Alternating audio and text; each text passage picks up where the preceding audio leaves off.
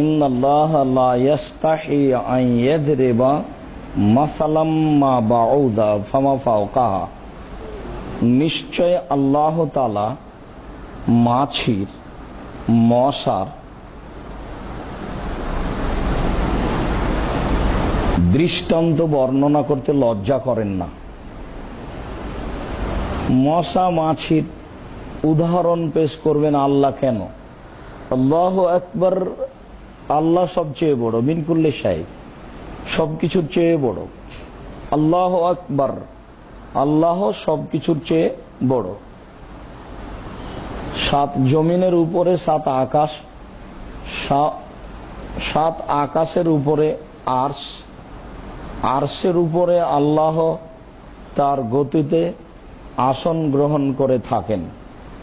তার জন্য যা সাজে আমার আপনার মতো নয়।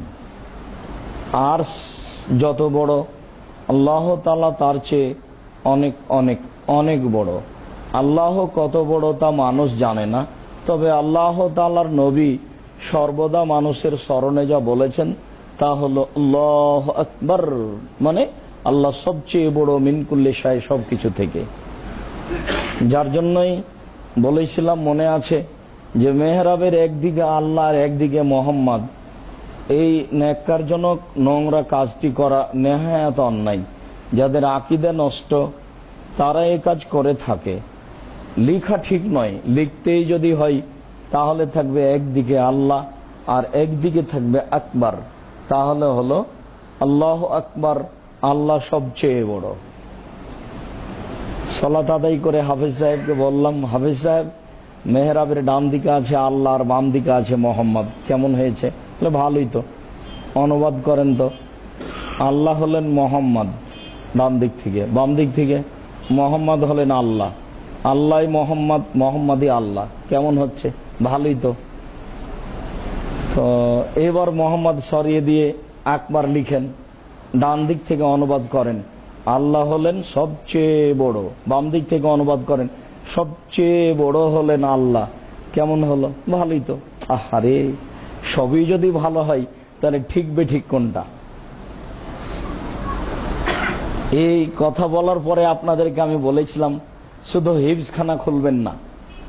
হিফজখানা কোনো প্রতিষ্ঠান নয়, হিফজখানা শাখা প্রতিষ্ঠান হতে পারে।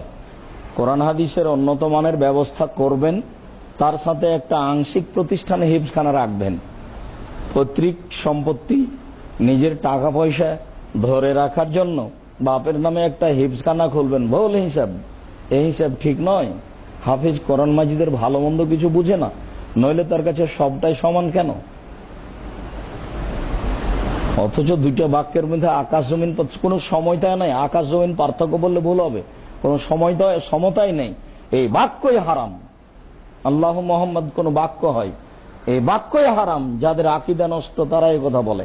যারা বলে যে আল্লাহ সমস্ত অর্থ সম্পদ ক্ষমতা মোহাম্মদকে দিয়েছে, দিয়ে চলে গেছে, তারপরে মোহাম্মদ সাল্লাল্লাহু আলাইহি ওয়াসাল্লাম সব অর্থ সম্পদ ক্ষমতা খাজা মঈনুদ্দিন চিশতিকে দিয়ে চলে গেছে। আর খাজা মঈনুদ্দিন চিশতি ভারতের লোককে দিয়ে গেছে।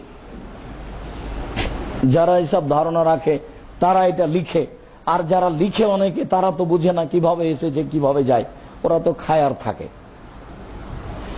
ইন্নাল্লাহা লা ইয়াস্তাহি আন ইয়াদরিবা মাসালাম মা বাউদা, নিশ্চয় আল্লাহ তাআলা মাছি, মশার উদাহরণ দৃষ্টান্ত পেশ করতে লজ্জা করেন না। আল্লাহ খুব বড়, শক্তিশালী, ক্ষমতাধর। ওহু আল্লাহ কুল্লি শাইইন কাদির, তিনি সবকিছু করতে পারেন। এত বড় ক্ষমতাধর সত্তা কেনই বা মৌমাছির দৃষ্টান্ত পেশ করবেন? কেনই বা মশার দৃষ্টান্ত পেশ করবেন? না, আল্লাহ এরকম কাজ করতে লজ্জা করেন না। ফামা ফাওকাহা, তার চেয়ে ছোট বা তার চেয়ে বড়। মৌমাছির চেয়ে যদি কিছু বড় থাকে, মশার চেয়ে যদি কিছু বড় থাকে বা তার চেয়ে ছোট থাকে, এরকম ছোট থেকে ছোটর দৃষ্টান্ত পেশ করতে আল্লাহ লজ্জা করেন না। লজ্জা। আল্লাহ তাআলা বলেন, মাসালুল লাযীনা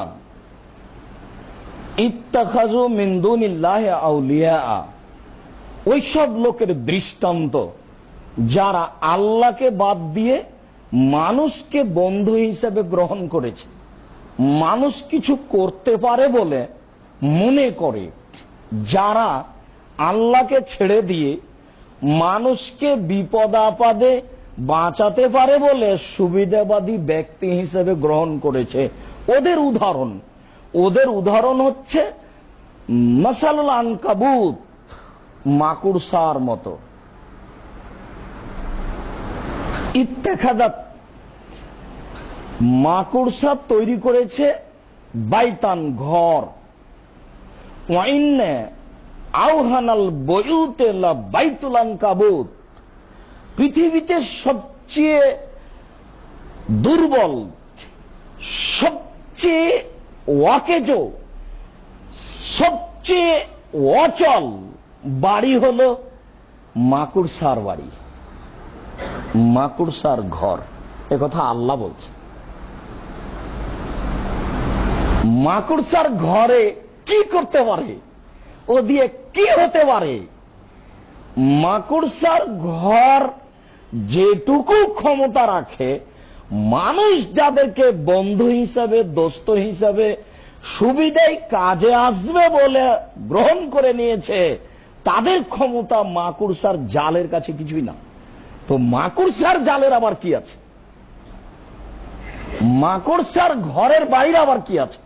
আল্লাহ তাআলা বলছেন যে ওয়াইন্না আওহানাল বয়ুতে লা বাইতুল আনকাবুত, পৃথিবীতে যত প্রাণীর ঘর আছে, যত প্রাণী আছে, সে ক্ষুদ্র থেকে ক্ষুদ্র, মাটিতে ও পানিতে, বড় থেকে বড়, পৃথিবীতে যত প্রাণী রয়েছে প্রত্যেকটা প্রাণীর ঘর আছে।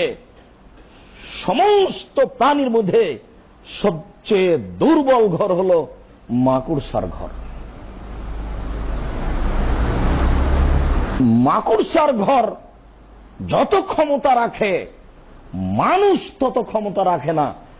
যাকে মানুষ দোস্ত হিসাবে গ্রহণ করেছে, বলেন গোলাপ শাহের মাজারে কবরে থেকেও কি করতে পারে? ওপরে থেকেই কিছু করতে পারে না, তো ভিতরে গিয়ে কি করতে পারে? মরলেই কিছু করতে পারে না। যতক্ষণ পর্যন্ত দেহ আছে, অচল হয়ে গেলেই কিছু করতে পারে না। বিছানায় পড়ে আছে, শ্বাস আছে, নড়াচড়া করতে পারে না। কত ক্ষমতা ছিল? কিছুই না। আল্লাহ তাআলা এই কথা বলছেন। আল্লাহ তাআলা মাকড়সার ঘরের দৃষ্টান্ত পেশ করতে লজ্জা করেন না। লজ্জা একটা বিষয় যেটা আল্লাহ তাআলাও করেন, লজ্জা আল্লাহরও আছে, আল্লাহ লজ্জা করেন। এই বিষয়টি আমরা সময়ে পেশ করব ইনশাআল্লাহ।